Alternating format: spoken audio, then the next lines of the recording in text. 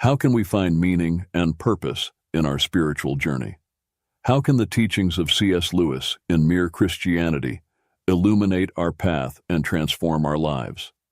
In this video, we will explore the answers to these questions through Lewis's profound ideas. With his mastery of combining powerful metaphors with spiritual truths, Lewis leads us on a journey of discovery, faith, and personal transformation. Let's begin.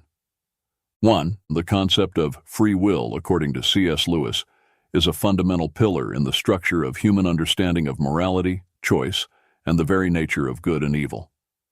God created things that had free will. That means creatures which can go wrong or right, reflects Lewis, delving into the complexities that accompany the gift of freedom. This notion highlights the intrinsic duality of free will, the ability to choose good with all its virtues and joys, or to veer off the path of error, opening doors to suffering and injustice. Lewis advances with a provocative perspective. If a thing is free to be good, it's also free to be bad. Here, freedom is seen not just as a faculty of choice, but as an internal battleground, where each decision reflects not just a momentary preference, but an echo of the soul resonating through the fabric of the universe. This freedom, though perilous, is considered by Lewis as essential for the existence of any love, goodness, or joy worth having. The choice to confer free will upon creatures, despite the inherent risks, is presented by Lewis as a divine decision grounded in the pursuit of a creation capable of genuine love and authentic communion. A world of automatons, of creatures that worked like machines, would hardly be worth creating, argues Lewis, highlighting a vision where true joy and meaning emerge not from programmed obedience, but from a free and voluntary choice. This viewpoint underscores the conviction that the capacity to choose wrongly is inseparable from the ability to truly love and find authentic joy. 2. In the passage on whether Jesus is Lord, C.S. Lewis directly confronts one of the central dilemmas of Christianity with a clarity that defies indifference. He begins by attempting to cut through a common misconception, the willingness to acknowledge Jesus as a great moral teacher, but not to accept his claims of divinity. Lewis insists that this position is untenable, arguing that Jesus' own declarations about himself force a decisive choice. A man who was merely a man and said the sort of things Jesus said would not be a great moral teacher. He would either be a lunatic, on the level of a man who says he is a poached egg, or else he would be the devil of hell. With this statement, Lewis not only challenges neutrality towards Jesus, but also highlights the seriousness of his claims.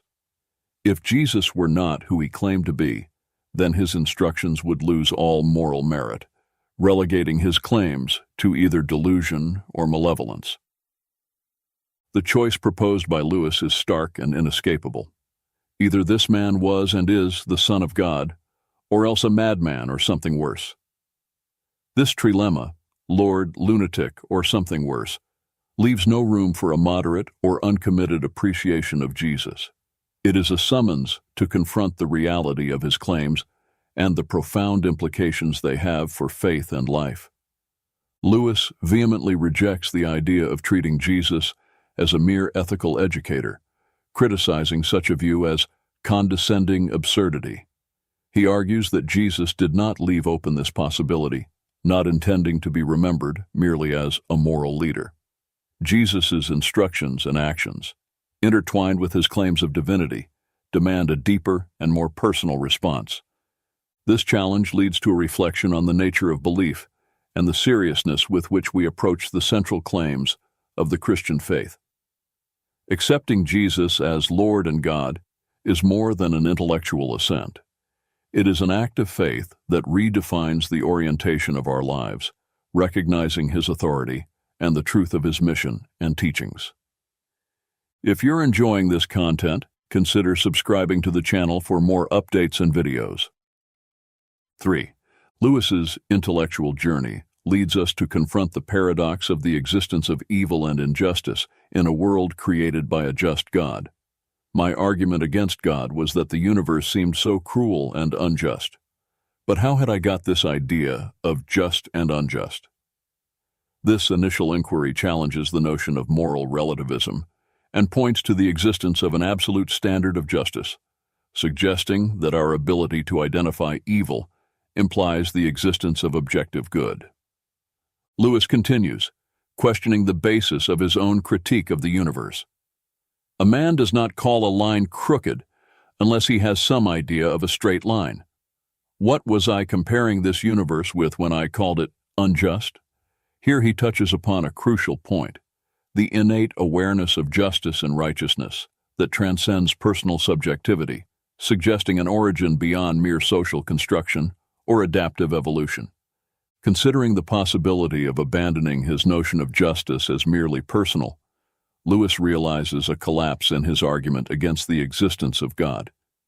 But if I went on to say that the world was really unjust, then my argument against God collapsed too, for the argument depended on saying that the world was really unjust, not simply that it did not happen to please my fancies.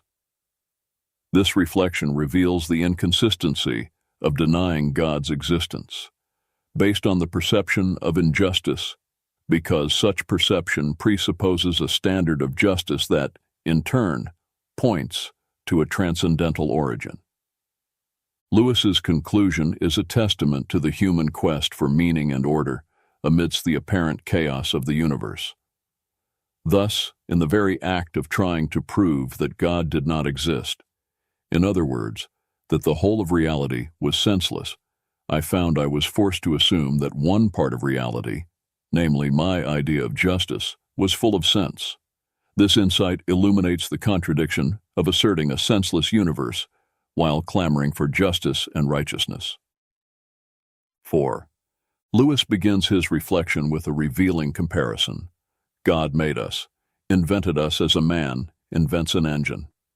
This analogy invites us to consider the intentionality behind our creation, suggesting that, just as a machine is designed to function with a specific type of fuel, we were created to find our source of energy, our purpose, and sustenance in God.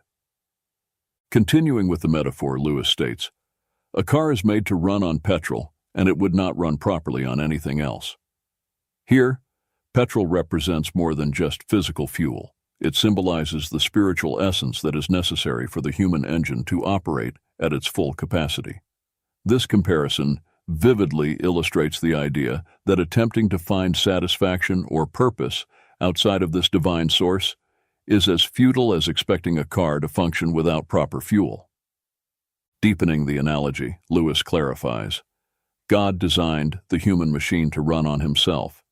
He himself is the fuel our spirits were designed to burn, or the food our spirits were designed to feed on. There is no other. This statement underscores the exclusivity of the relationship between the Creator and the creature, emphasizing that true fulfillment and joy can only be found in intimate communion with God.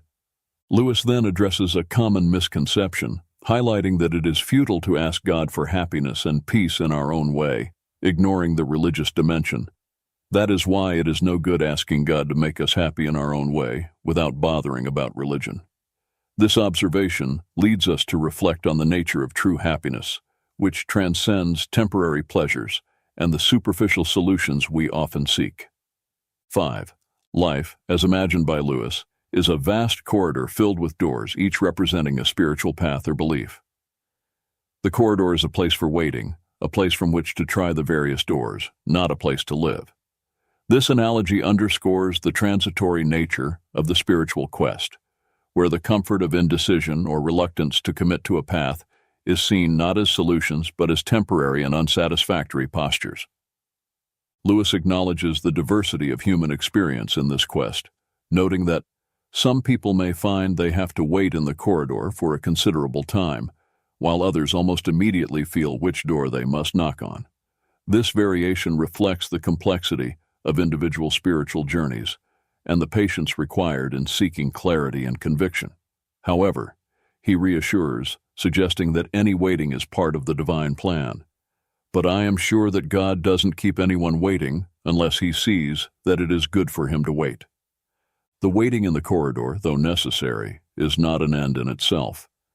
When you do get into your room, you will find that the long wait has done you some kind of good, which you would not have had otherwise. This promise suggests that periods of uncertainty and active seeking are enriching, shaping us in ways we do not fully understand until we find our door. Lewis's guidance for this waiting is active and intentional. You must regard it as waiting, not as camping. This implies a diligent search for truth, a commitment to pray for light, and the practice of universal precepts that unite all seekers of truth, regardless of the specific door they eventually knock on. 6. Lewis begins with a sharp observation about the correspondence between desire and satisfaction in human experience. Creatures are not born with desires unless satisfaction for those desires exists. This premise establishes a natural logic where each innate longing has its complement in the physical world, such as hunger finding answer in food and the desire to swim finding solace in water. However, Lewis advances to a deeper dimension of desire, one that transcends earthly satisfactions. If I find in myself a desire which no experience in this world can satisfy, the most probable explanation is that I was made for another world. This reflection invites us to consider the possibility that our chronic dissatisfaction with earthly pleasures may be indicative of our ultimate origin and destiny beyond the boundaries of this physical world. Lewis argues that this inherent dissatisfaction does not discredit the universe, but reveals the true nature of earthly pleasures. Probably earthly pleasures were never meant to satisfy it, but only to arouse it, to suggest the real thing. This perspective guides us to see life's joys not as ends in themselves, but as signposts, pointing to a greater and fuller reality, to the real thing we long for. From this understanding, Lewis delineates a dual approach to living. I must, on the one hand, never despise or be ungrateful for earthly blessings, and on the other, never mistake them for something of which they are only a kind of copy or echo or mirage. This guidance balances gratitude for the gifts of this life with the recognition that they are foreshadowings of an ultimate and more satisfying reality. 7. The image of a living house serves as a powerful representation of the human being, a vessel of potential and dwelling place of spirit. Lewis invites us to imagine God as the master builder, whose intervention in our lives, though initially understandable and even welcomed, eventually transcends our comprehension and expectations. God comes to rebuild this house. This process begins with fundamental repairs, correcting obvious flaws that we acknowledge and accept as necessary. However, divine work in us often advances beyond the expected, entering into unknown and sometimes uncomfortable territories. But suddenly, he starts knocking the house about in a way that hurts abominably and does not seem to make any sense. This phase of the process can be painful and confusing as it challenges our preconceived notions of who we are and what we need to be fixed or complete. The key to understanding this seemingly chaotic transformation is to recognize the divine vision and purpose behind it. The explanation is that he is building quite a different house from the one you thought of. God is not merely interested in restoring use to the state of decent little cottages we envision for ourselves. He is committed to a radical reconstruction, aiming for a dwelling of splendor and significance far beyond our limited understanding. Lewis describes a process of ambitious addition and expansion, putting in a new wing here, putting on an extra floor there, running up towers, making courtyards. These changes, though initially painful and bewildering, reflect God's desire to transform our existence into something grand and beautiful, a structure worthy of the divine presence itself. Through the rich metaphors and profound reflections presented by C.S. Lewis, we are invited to contemplate the spiritual journey and personal transformation in a new and revealing light.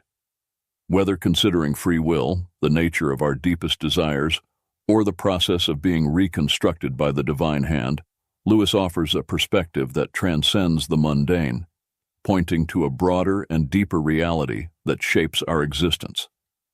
His words remind us that we are not mere static constructions, destined to remain small and unchanged, but rather works in progress in the hands of the Creator. The pain and confusion often encountered in the process of growth and transformation are not signs of failure or abandonment, but rather indications of a larger work in progress, one that aims to elevate us to heights and depths of being that we can barely imagine.